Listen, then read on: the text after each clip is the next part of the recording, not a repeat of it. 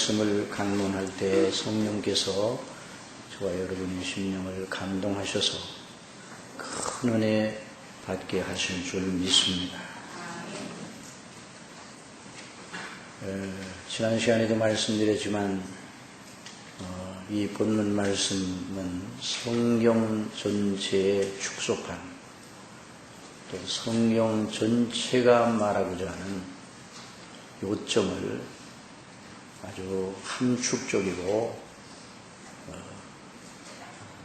아주 내밀 있게 표현한 그런 대목입니다. 특별히 하나님의 사랑, 하나님의 사랑의 거룩한 역사가 무엇인가를 보여주는 그런 대목입니다. 그러면 성경은 하나님의 말씀으로 어느 대목, 어느 구절을 보아도 하나님의 사랑의 영광스러운 실상을 발견하게 되어 있습니다. 여러분, 하나님의 사랑은 아무리 생각하고 말해도 질리지가 않은 말입니다. 하나님은 사랑이십니다. 한번 따라해 봅시다. 하나님은 사랑이십니다. 이 말씀은 우리 각자 서로에게 축복의 말로 늘 들려줘야 하고, 또 자기 자신에게도 항상 자주 이 말씀을 들려주어야 합니다.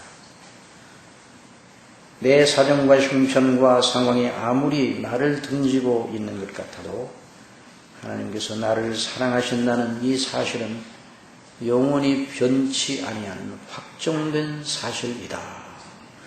이 점을 항상 우리 자신에게 늘 생각하고 주지시켜야 됩니다. 이러기를 바랍니다. 하나님은 나를 사랑하신다. 이 하나님은 사랑이시라는 말은 우선 하나님의 성품이 완전하시며 그 완전하신 성품의 가장 영광스러운 특성 중에 하나가 사랑이라는 말이죠. 전지전능하시고 무한하시고 우주 만물 모두를 주관하시고 간섭하시고 어디나 계시는 하나님께서는 그 성품이 사랑이란 말이죠. 물론 그 사랑의 성품 속에 하나님의 자비, 긍휼, 인애도 함께 들어있는 것이죠. 그래서 긍휼에 풍성하신 하나님, 자비로우신 하나님, 인애로우신 하나님, 불쌍히 여기시는 하나님. 그래서 성경은 흔히 하나님의 사랑을 말할 때 풍성한 자비와 긍휼과 인애를 항상 함께 말하곤 합니다. 긍휼에 풍성하신 하나님께서 그 큰 사랑으로 우리를 사랑하셔서 예수 그리스도와 함께 우리를 살리셨도다.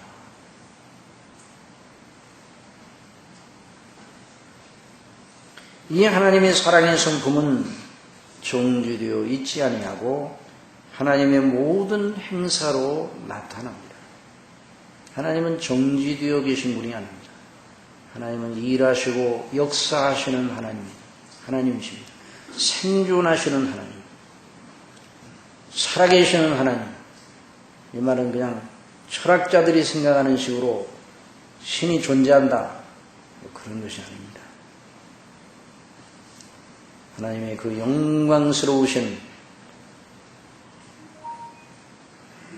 성품과 속성을 다 발휘하셔서 일하시는 그런 하나님이십니다. 그런데 그 하나님의 일하심 속에 보면 하나님이 하시는 일의 그 모든 그 행사들을 보면 그 속에 하나님의 사랑이 들어있습니다. 여러분, 하나님이 지으신 모든 피조물의 세계를 주목하면 정말 하나님의 사랑이 절절히 거기에 넘쳐 있습니다. 새들이 알을 낳고 품어 깨어 새끼를 기르는 그 정성, 그 간절한 모습, 얼마나 간절한지 우리는 거기서 하나님의 사랑의 성품이 반영되어 있음을 발견합니다.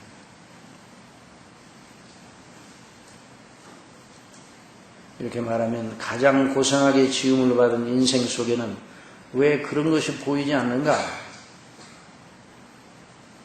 죄 때문에 그래요. 죄가 얼마나 사람을 못쓰게 만들었는가를 아주 실증적으로 우리는 경험을 하고 있습니다.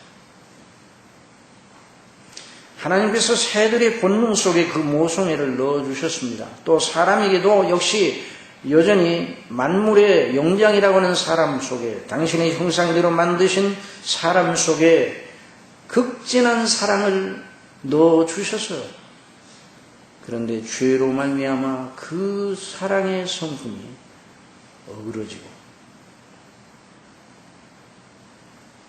부서지고 깨어지고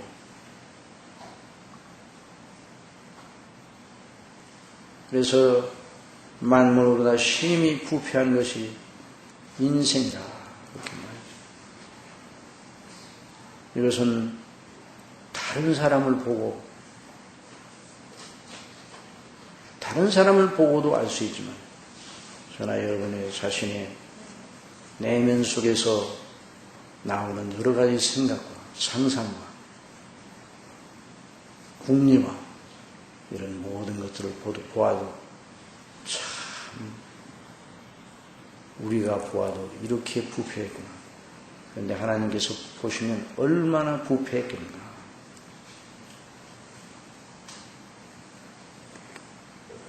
그런데 여러분, 하나님의 사랑이 가장 크고 놀랍고 영광스럽게 드러나 알려진 경우는 어디입니까? 그런 인생들을 사랑하신 하나님의 사랑 속에서 그것이 드러났습니다.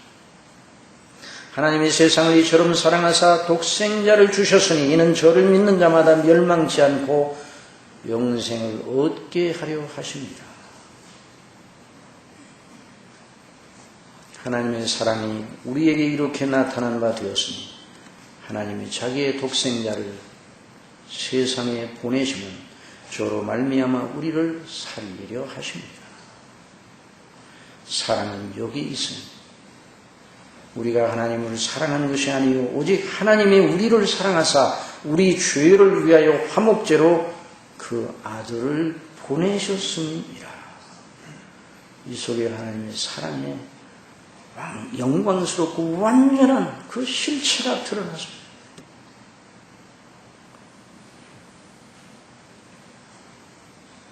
우리는 하나님께서 창조주시며 통치자시며 심판장이심을 알고 있습니다. 하나님은 창조하셨고 모든 걸 섭리하시고 통치하시고 또 판단하시고 심판하시고, 그러나 이 하나님의 그 창조와 통치와 심판만 생각하게 되면 대번에 우리는 두려움에 휩싸이게 됩니다. 왜냐하면 우리가 죄인이기 때문에, 하나님 앞에 당당하게 마땅히 내놓은 것이 하나도 없기 때문에, 우리의 모든 걸 다 아시고 불꽃 같은 눈으로 우리를 판단하십니다. 그 앞에 어떤 핑계도 통하지 않으실 하나님 앞에 선다는 것은 실로 가공스러운 일입니다. 이것이 저와 여러분의 난제예요. 난제. 여러분, 인생의 난제는 무엇인가? 인생의 난제는 하나님이십니다. 여러분 믿습니까? 하나님이 우리를 그렇게 사랑하시는데도 우리의 난제는 바로 그 하나님이세요. 하나님이 우리를 사랑하시는데 왜 하나님이 우리의 난제가 되는가? 우리의 됨됨이 때문에 그렇습니다.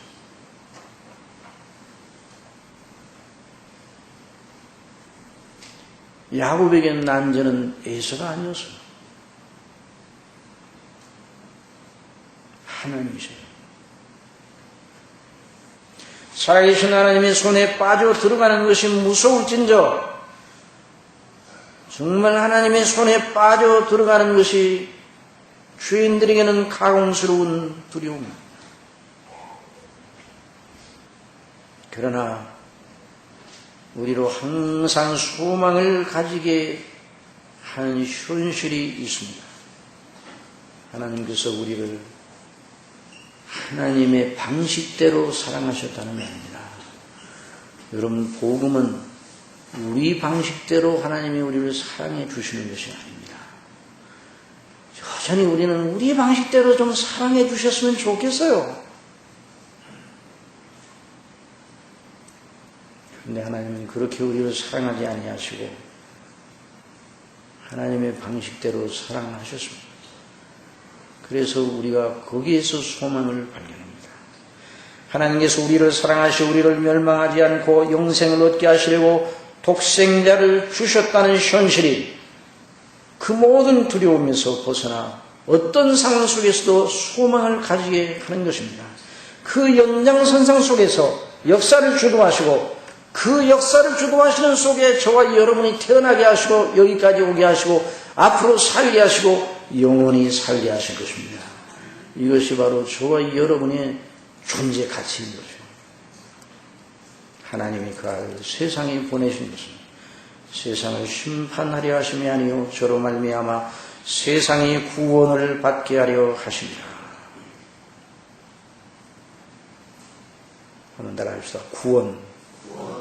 여러분, 구원이라는 문제처럼 큰 문제가 무엇이겠어요? 히브리서 2장 3절에 우리가 이같이 큰 구원을 등한히 여기면 어찌 피하리요? 이 구원이 얼마나 놀랍고 큰 문제인가?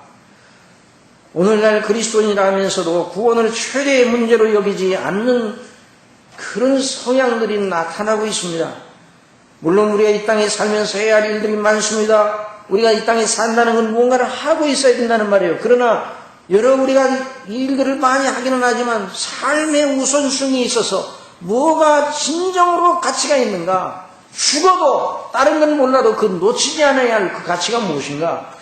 영혼 구원입니다. 영혼 구원의 문제가 이 지상에 살고 있는 인생들의 삶의 우선순위입니다. 영혼 구원이 안 된 상태에 다른 모든 건 다 무의미하게 되는 거예요. 다른 것들은 나 보잘것없지만 그 사람이 영원히 구원받았다. 그러면 영원히 영광스러운 것입니다. 그 어린 나사로가 다른 것들은 난 볼품이 없어요. 정말 그 어린 나사로를 본받은 건 안 돼요. 그러나 영혼을 구원하는 하나님의 놀라운 은혜의 복음을 붙잡고 죽어도 믿음을 버리지 않았습니다. 그걸 본받아야 돼요. 하나님께서 인류의 역사를 계속 이어나가는 목적이 무엇이냐 묻는다면 영혼 구원을 위한 것이라 이렇게 대답해도 되는 것이에요. 물론 하나님 편에서 보면 하나님의 그 크신 영광과 그 하나님의 크신 목적의 차원에서 보면 인류의 역사를 계속 이어가는 목적이 무엇이냐? 그에 대한 대답을 우리는 주기도문에서 찾을 수가 있습니다.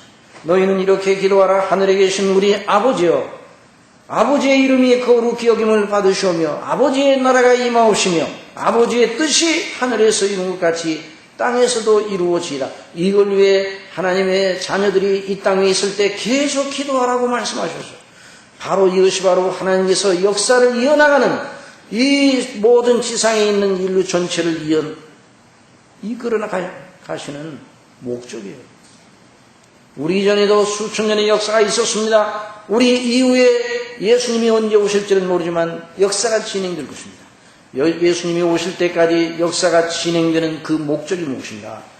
예수님의 말씀대로 하나님의 이름과 나라와 그 뜻 안에 있는 것입니다. 그래서 인류 역사를 이끌어 나가시는 목적은 바로 하나님의 나라입니다. 하나님께 불순종하여 죄로 오염된 하늘과 땅을 다 불사르고 하나님께 순종하는 의로만 충만한 하나님의 나라, 곧 의에 거하는 바 새 하늘과 새 땅을 건설하는 것이 하나님의 목적입니다. 이것이 하나님의 영광스러운 목적이에요. 영혼 구원은 바로 그 하나님의 영원한 나라, 의에 거하는 바 새 하늘과 새 땅에 그 영광스러운 나라의 거민으로 백성으로 될 자들을 건지시는 하나님의 놀라운 행사인 것입니다. 그러니 영혼 구원받은 사람이 바로 그 나라의 백성이 되는 겁니다. 그 하나님의 자녀가 되고 그 나라의 기업을 물려받는 상속자들이 되는 것입니다. 그 일을 위해서 하나님께서는 창세전에 당신의 아들 그리스도 안에서 뜻을 세우셨어요. 그리고 그 백성들이 될 자들을 택하시고 그 뜻대로 아버지의 뜻을 이루려고 아들 되신 예수 그리스도께서 이 땅에 오셨습니다. 하나님이시지만 사람이 되셔서 이 땅에 오셨어요. 참 하나님과 참 사람으로서 그 모든 아버지의 뜻을 다 다 이루셨습니다. 다 이루었다고.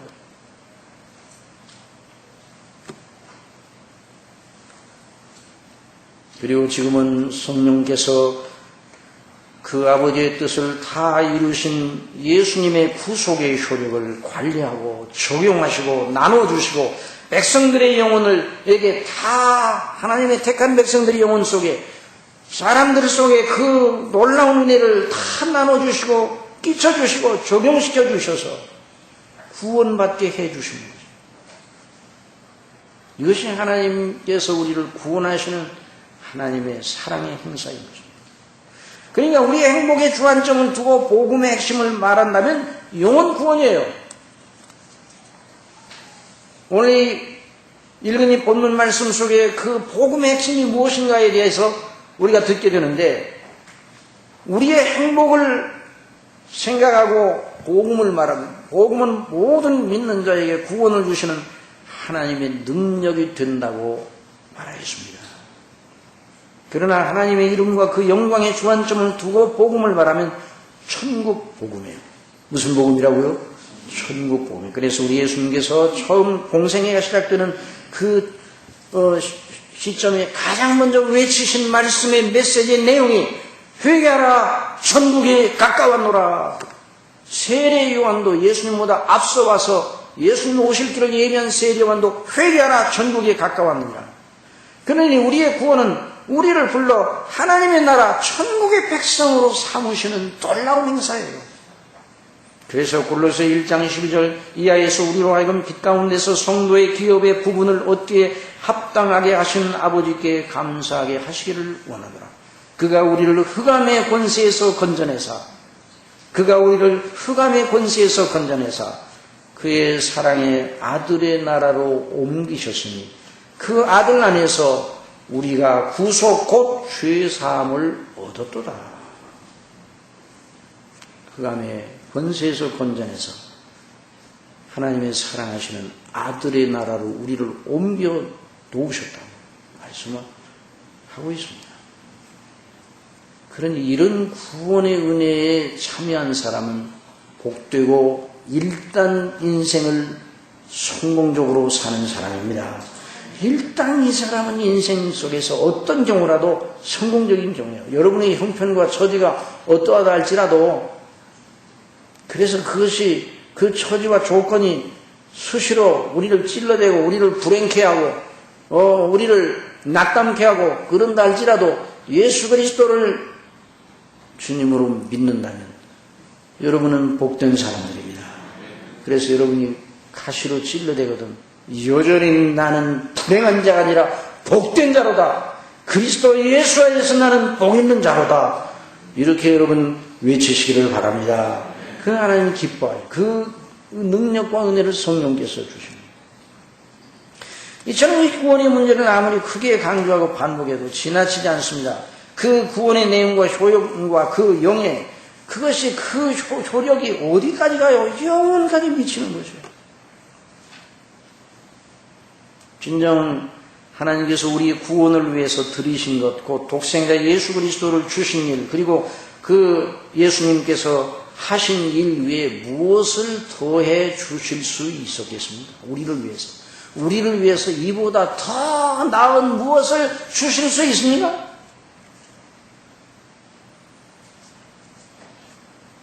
그런데 우리 본성은 계속 외쳐야 됩니다. 우리 옛사람은 그 예수님 우리를 위해 주신 건 너무나 감사한데요.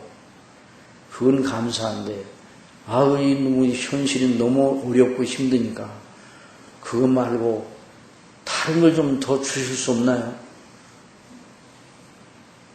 계속 외치되고 있어요. 그러나 여러분 믿으시기 바랍니다. 그 아들을 한번 따라해주세요. 그 아들을 아끼지 아니하시고 내어주시니가 그 아들과 함께 모든 것을 은사로 주시지 않겠느냐. 여러분 어려울 때마다 그렇게 외치시기를 바랍니다. 반드시 우리를 버려두지 않아요. 하나님이 세상을 이처럼 사랑하사 독생자를 주셨으니 이는 저를 믿는 자마다 멸망치 않고 영생을 얻게 하려 하십니다. 하나님이 그 아들을 세상에 보내신 것은 세상을 심판하려 하심이 아니요 저로 말미암아 세상의 구원을 받게 하려 하십니다.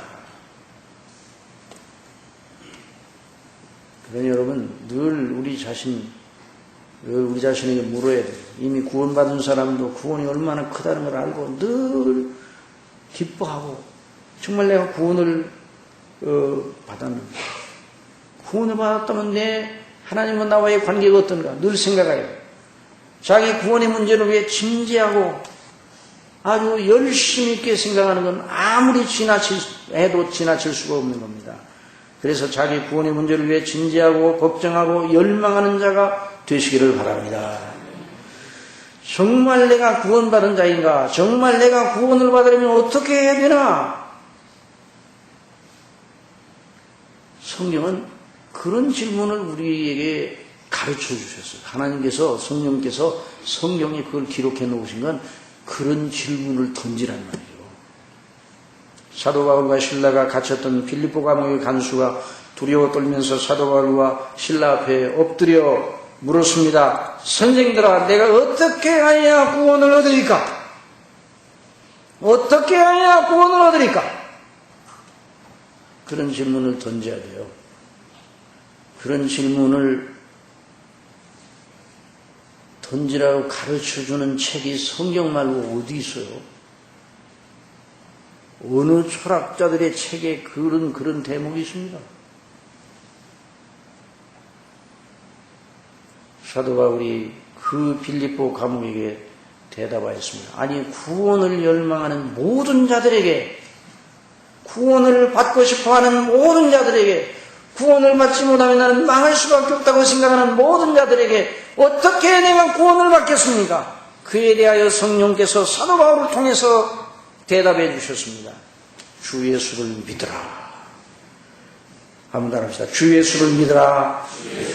그리하면 너와 내 집이 구원을 얻으리라. 이것이 바로 성령님께서 우리에게 주신 답변이에요. 주 예수를 믿으라. 그리하면 너와 내 집이 구원을 얻으리라. 그러니 예수님을 믿어 구원받는 이치가 무엇인가? 이걸 잘 아는 것. 이건 거듭해서 배우고 또 배우고 또 배우고. 아마 이미 이 오늘 말씀을 들으면서 이미 나는 그거 다 아는데 그런 분이 있는지 모르겠어요. 그런다 할지라도 처음 배우는 것처럼 들으시기 바랍니다. 복음의 영광은요. 복음의 영광. 처음 들었던 것처럼 들어야 돼요. 너무 크고 영광스러워요. 오늘 특별히 18절에 3장 18절에 저를 믿는 자는 심판을 받지 아니하는 것이요 믿지 아니하는 자는 하나님의 독생자의 이름을 믿지 아니함으로 벌써 심판을 받은 것입니다. 이 대목 속에서 복음의 핵심, 복음의 진수를 말하고 있습니다. 오늘 그래서 이 대목을 조금 더 이렇게 심도 있게 이렇게 생각하려고 합니다. 여기 저를 믿는 자는 심판을 받지 아니한다. 이 심판이라는 말이 나오죠. 심판 받는다, 심판 받지 않는다 이런 표현이 나오는데요. 이 심판으로 번역된 말 중에 최후의 심판을 말하는 경우도 있습니다. 이 성경에 보면 그래서 사람이 한 번 죽는 건 사람에게 정하신 것이요 그 후에는 심판이 있으리니 이 경우의 심판은 그냥 보편적으로 심판을 말하는 거예요. 그래서 영어 성경에 보면 judgment라고 했어요. 그러니까 판단, 재판, 심판 이렇게 번역할 수 있는 말이거든요. 그러니까 모든 사람들이 한 번 죽는 건 정한 것이고 그 후에는 하나님의 심판대 앞에 서야 된다 하는 의미로 말한 거예요. 그런데 여기 요한복음 3장 18절에서 심판을 받는다 하는 이 말, 심판을 받지 않는다 할 때 이 심판은 단순한 재판을 받지 않는다 그런 말이 아니에요. 자, 이걸 이제 공부를 오늘 잘 해야 돼요. 재판을 받는다는 말이 아니라 좀 더 나아가서 재판을 받기는 하되 재판을 왜 합니까? 결국 재판장이 선고를 내리기 위해서 재판하지 않습니까? 그러니까 재판을 받되 정죄의 선고를 받는다. 정죄의 선고를 받지 않는다. 그 말이에요. 누구든지 저를 믿는 자는 정죄의 선고를 받지 아니하는 것이요, 믿지 아니하는 자는 하나님의 독생자의 이름을 믿지 아니하므로 벌써 정죄의 선고를 받은 자로 서 있도다. 그런 말이에요.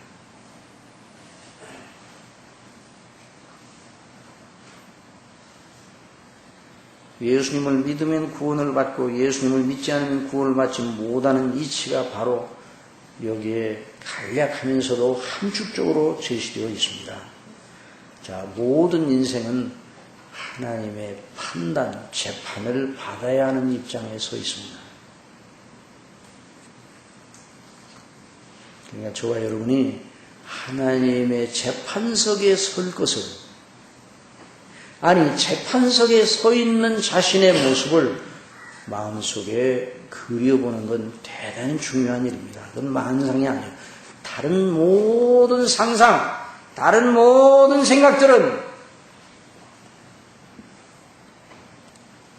우리 마음속에서 오가는 모든 상상들은 무의미하지만 내가 하나님의 재판석 앞에 서 있다 하는 이 모습을 그려보는 건 아무리 해도 지나칠 수가 없어요. 왜냐하면 그것이 실제이기 때문입니다. 어느 누구도 하나님의 재판을 받지 아니한 사람은 한 사람도 없습니다. 우리 각자가 행한 일, 마음의 행로와 그 생각, 그 말과 행실 모두가 하나님 앞에 알려져 있습니다.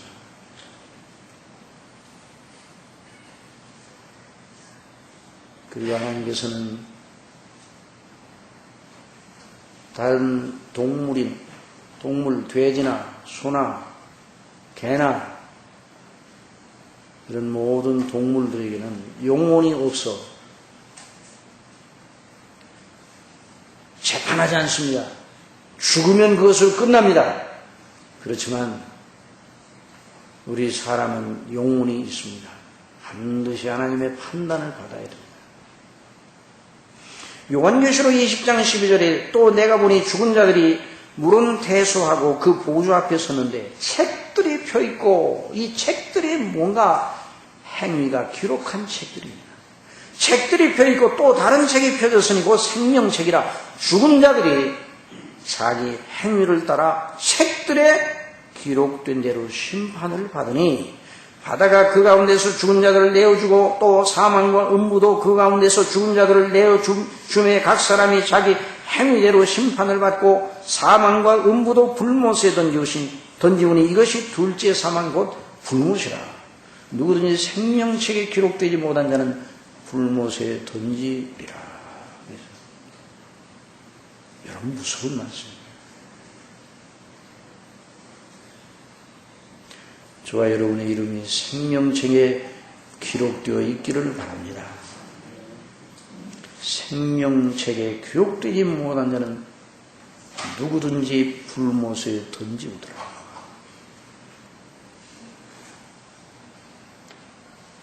여러분, 우리가 일반적으로 재판이 벌어질 때 그 생각을 한번 해보십시다. 우리 일반적으로 우리 사람 가운데 이 사회, 나라에서 재판을 한다 할 때 이 재판장은 어떤 일에 집중합니까? 두 가지 일에만 집중합니다. 하나는 그 재판석에 나와 있는 사람이 어떤 행위로 고소를 받았다면 그 사람이 정말 그런 행위를 했는가 안 했는가, 그 행위를 했다는 정당한 증거가 있는가 없는가, 재판장은 그것을 잘 유념하게 검토하고 살펴야 합니다.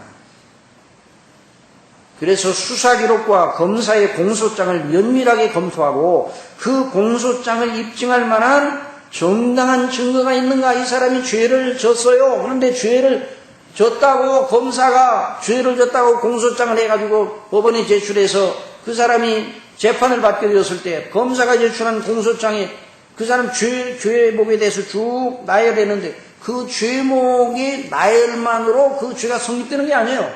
그 죄를 입증할 만한 증거가 있는 겁니다. 정밀하게 재판장은 그 모든 기록을 검토를 하는 거죠.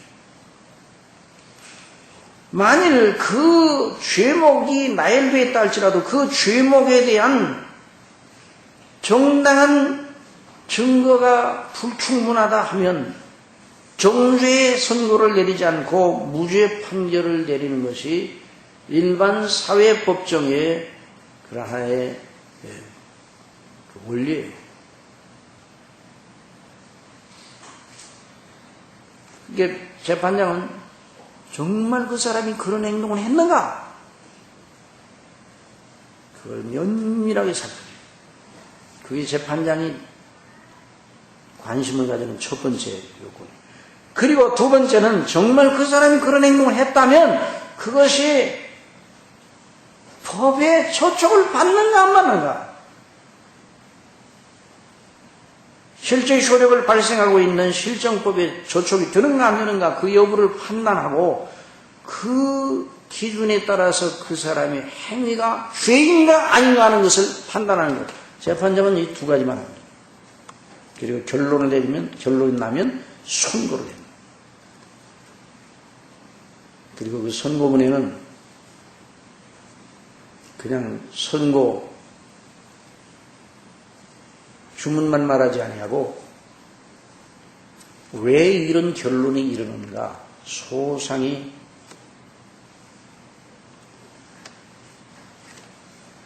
법적인 적용을 한 것을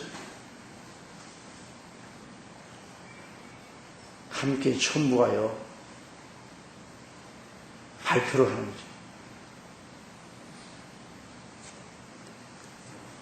일반 사회에서는 죄가 성립이 되면 그 죄의 무게가 얼마나 되는가에 따라서 최후의 선고를 내는데 형량이 결정이 되죠.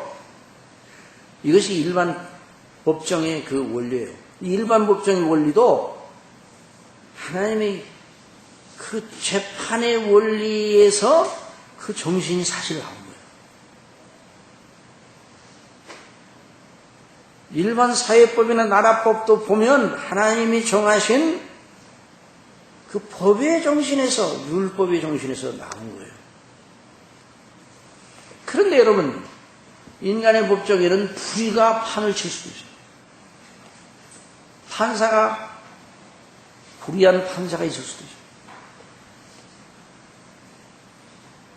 일반 법정에서는 그런 악한 행동을 했는데도 증거가 없으므로 이 사람이 한 것 같은데 증거가 없어요. 그러면 판사가 증거 불충분으로 무죄 판결합니다. 다 모르니까 인생. 그러나 하나님의 법정에서는 다릅니다. 하나님의 법정에는 검사나 경찰과 같은 수사를 맡을 직책이 필요 없습니다. 왜냐하면 하나님은 모든 걸 아시기 때문입니다. 여러분 믿습니까? 이게 두려운 사실. 하나님은 오래 심리할 필요가 없어요. 여호와께서 나를 감찰하시고 아셨나이다.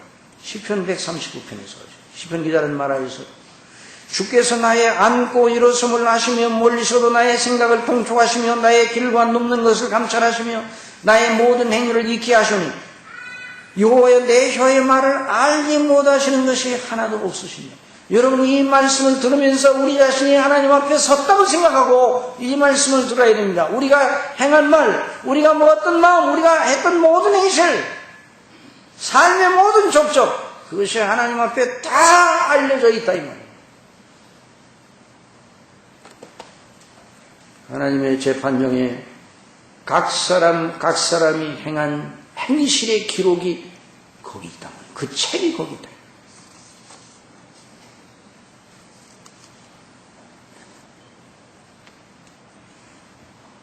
그런데 하나님께서 각 사람의 행위를 판단하실 때 무엇을 기준으로 삼아서 판단하시는가? 하나님의 율법입니다. 한번 합시다. 하나님의 율법. 하나님의 율법을 가지고 판단하시는 거예요.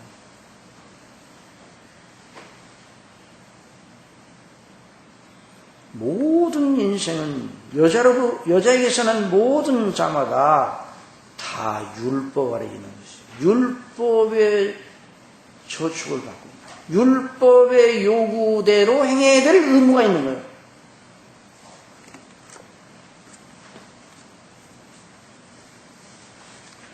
자동차가 자동차 생산 공장에서 출고되는 즉시 그 자동차는 자동차 운행과 관련된 자동차법 아래에 들어가는 거예요. 폐차 처분할 때가. 모든 인생은 여자에게서 난 자마다 율법 아래에 있다고 그랬어요. 하나님의 율법은 인생이 하나님께 하나님 앞에서 마땅히 행할 바 곧 의의 표준인 것입니다. 하나님께서 모세를 통해서 이스라엘에게 율법을 주셨습니다. 이방인들에게는 그 성문 율법을 주지 않으셨지만 양심의 법, 본성의 법, 따라합시다. 본성의 법, 양심의 법, 마음에 기록된 법, 마음에 기록된 법을 주셨어요. 그러니 우리는 이스라엘의 율법 몰랐다 이렇게 말할 수 없게 만들어 놓으셨어요. 그래서 로마서 양식절에 선을 행하는 각 사람에는 영광과 존귀와 평강이 있으리니 첫째는 유대인에게요 또한 헬라인에게라. 이는 하나님께서 외모로 사람을 취하지 아니하심이라. 무릇 율법 없이 범죄한 자는 또한 율법 없이 망하고 율법이 있고 범죄한 자는 율법으로 말미암아 심판을 받으리라. 하나님 앞에서는 율법을 듣는 자가 의인이 아니오 오직 율법을 행하는 자라 의롭다 하심을 얻으리니. 여러분 자동차를 몰고 거리로 나갑니다. 그 사람이 자동차법을 많이 아느냐? 잘 모르느냐? 상관없이 법을 어기면 법의 조촉을 받습니다. 경찰이 불렀습니다. 왜 법을 어깁니까? 나는 법을 몰랐는데요. 그러면 경찰이 가서 잘 배워가지고 오세요. 그렇게 하겠습니까? 법도 모르고 운전을 합니까? 자동차법 아래 있는 거예요. 법을 잘 아는 사람이 운전을 하다가 범법을 했어요. 교통경찰이 불렀습니다. 어떻게 그렇게 운전을 하나요? 예, 제가 교통법을 정말 다 알고 있습니다. 다 익숙하게 알고 있습니다. 이 법을 모르세요? 예, 익숙하게 알고 있습니다. 익숙하게 알고 있는 사람이 그렇게 법을 범하세요?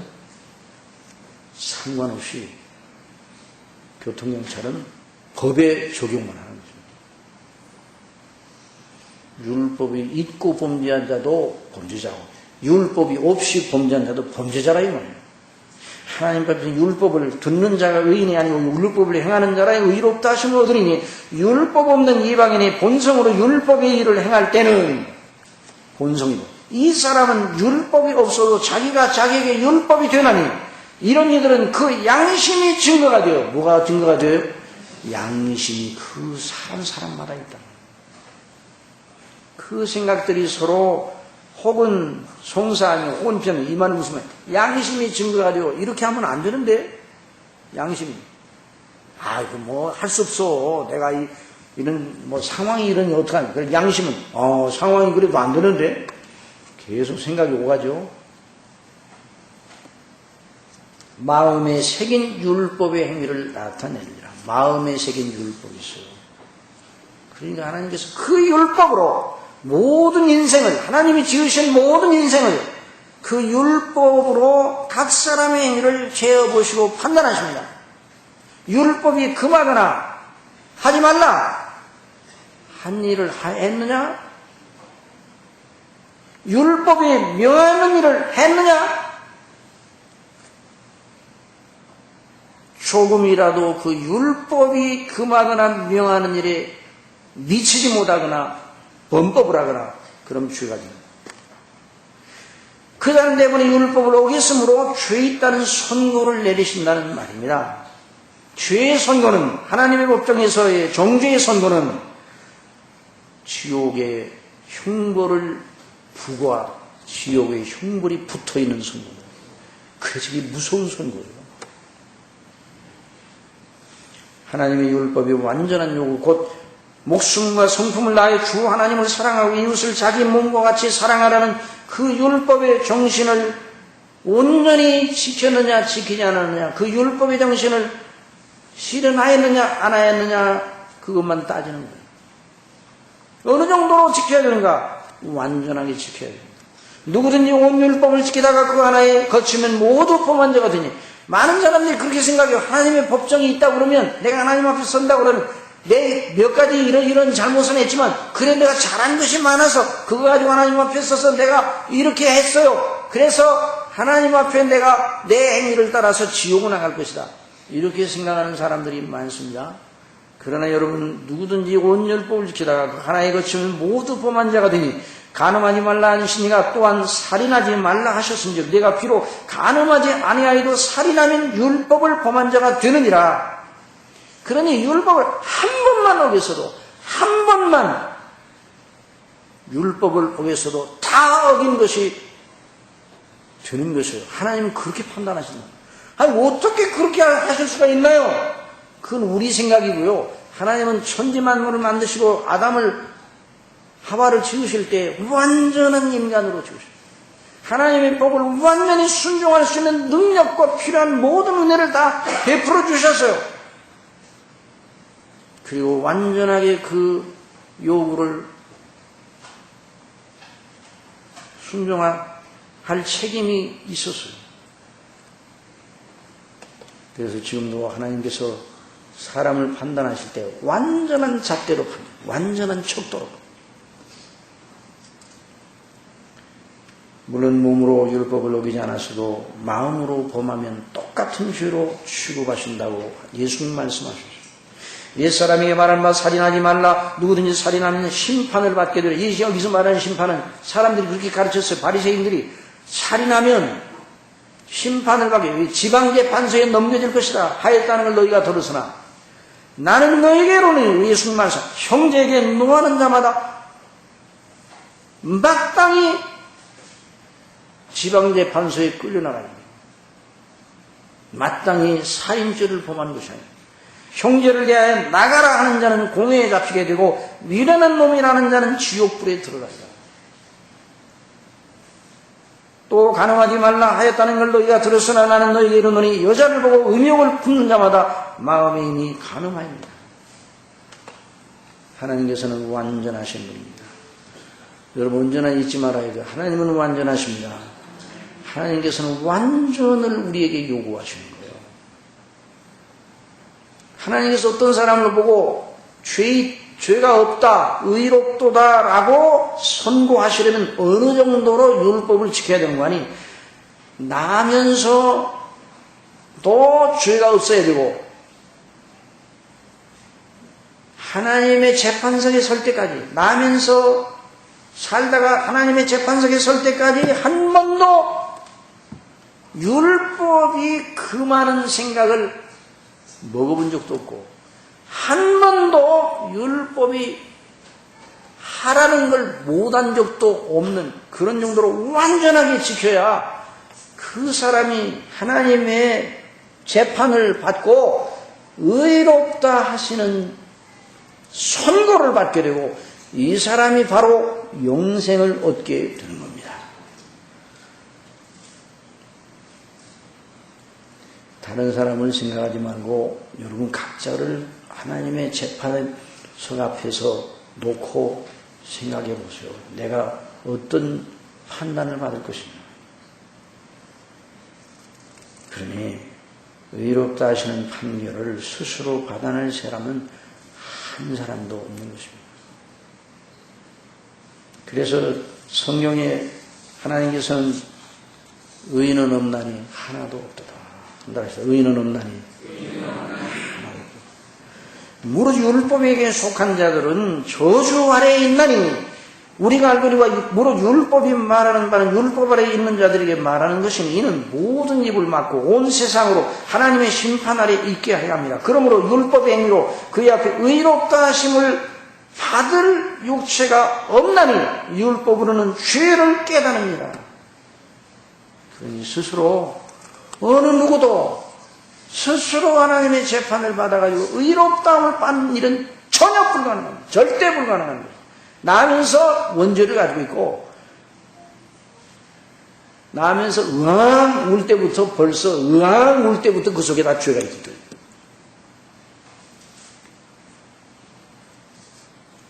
저와 여러분이 그렇답니다. 그러니까 모든 인생은 하나님의 진노 아래 지옥에 들어갈 운명에 처해 있었어요. 여러분 이 사실에 눈을 떠야 돼요. 이것이 바로 영적 각성입니다. 이런 놀라운 은혜를 베풀어 주시기를 바랍니다. 영적 각성을 해야 돼요. 사망에 잠을 자는 사람들이 영적으로 깨어나 내가 이런 상태에 있구나 하는 것을 알아야 돼요. 이런 놀라운 은혜를 성령께서 주시기를 바랍니다. 오늘 많은 분들이 구원을 크게 생각하지 못하는 이유는 영적인 각성이 없이 예수님을 종교적으로 믿기 때문에 그런 거예요. 여러 종교의 대상 가운데 예수님을 나 잘되게 해주는 그런 그냥 주님 정도로만 생각하는 그 영적 각성을 받지 못한 사람이에요. 거듭나야 영적인 각성을 받는 거예요. 이런 역사가 있기를 바랍니다. 거듭나지 않고는 그래서 다음 시간에는 이 믿음, 거듭남과 믿음, 이 영생을 구원을 받을 만한 이 믿음이 무엇인가, 어떻게 믿음이 형성되는가, 이 문제에 대해서 다음 시간은 강론하려고 합니다.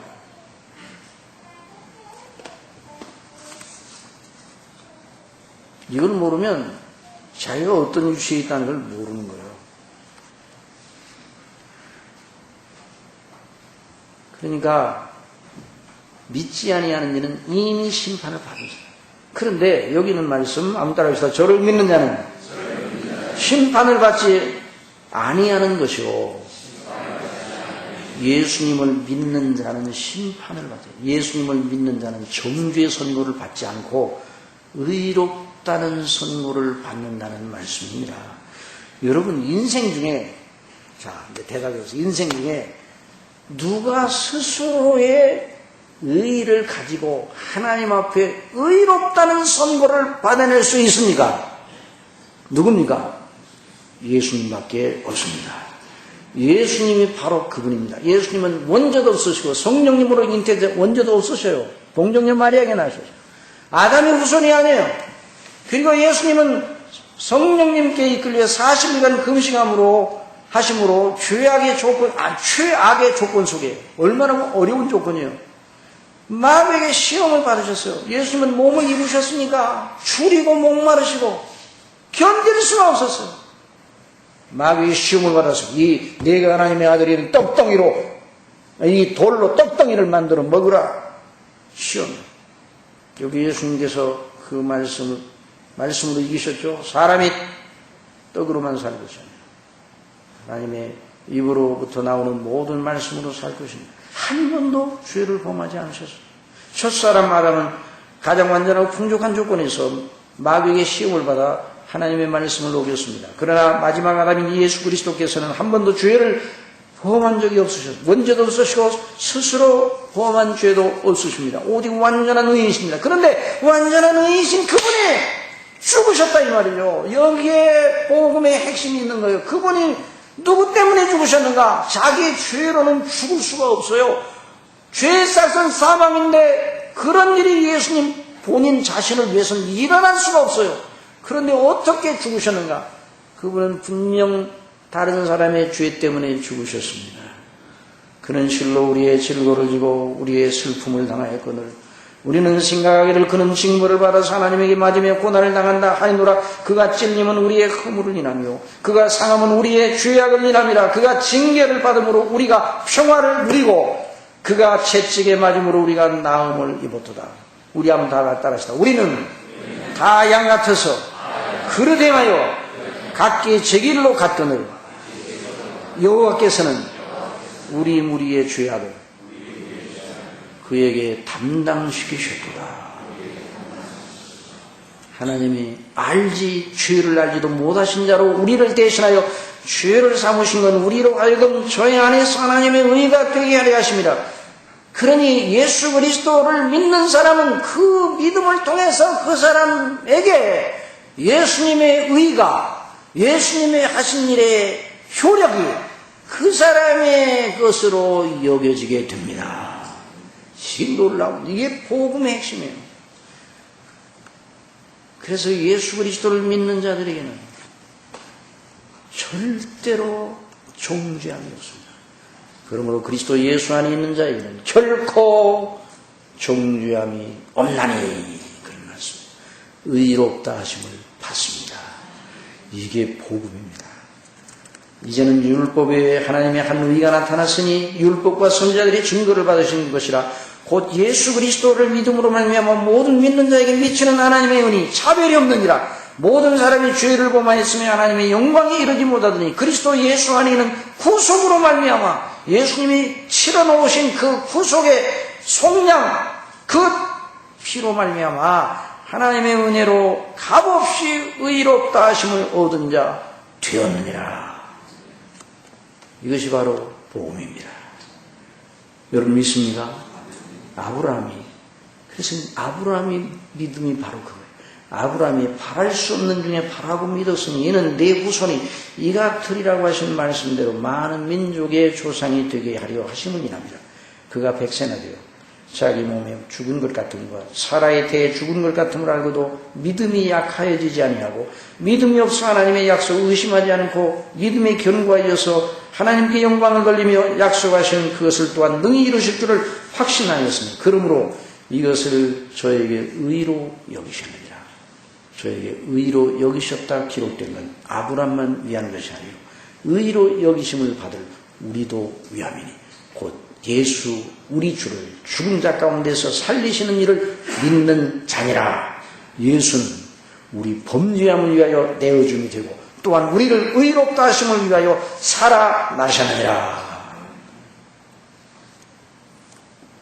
저를 믿는 자는 심판을 받지 아니하는 것이요 믿지 아니하는 자는 하나님의 독생자의 이름을 믿지 아니하므로 벌써 심판을 받은 것이다. 여러분은 누구입니까? 어느 편에 속해 있습니까? 종죄를 받고 서 있는 자리에 있습니까? 아니면 그리스도를 힘입고 그를 믿음으로 말미암아 종죄함에서 벗어나 의롭다 하심을 받아 하나님의 자녀가 된 사람 속에 들어 있습니까? 어느 편에 서 있습니까? 기도하시기 바랍니다. 사랑하시는 아버지 하나님께서 우리 주 예수 그리스도를 통해서 저희들을 구원하신 이 놀라우신 구속적 사랑의 이치가 너무 깊고 오묘하고 큽니다. 이 은혜의 영광이 얼마나 높고 크고 그 사랑의 깊이와 넓이와 높이가 어떠한 것인가를 저희로 깨닫게 하여 주옵소서. 아버지는 영적인 각성을 주시옵소서. 성령님으로 말미암아 이 놀라운 영적인 각성을 주어 사망의 잠에서 깨어나게 하여 주시고 이미 거듭나기는 했지만 믿고는 있지만 아직도 파리하고 희미한 믿음 상태에서 머물러 있는 자들이 다 각성을 받고 그리스도 안에 견고히 서게 해주시고 예수 그리스도의 십자가를 붙들게 하여 주옵소서. 나는 죄인이라 아무것도 자랑할 것이 없지만 내가 가진 의는 율법의 행위에서 난 것이 아니라 그리스도 예수를 믿음으로 말미암아 하나님께로서 난 의라고 말한 사도 바울과 같은 그런 말을 저희도 하게 하여 주옵소서. 예수님의 이름으로 기도드립니다.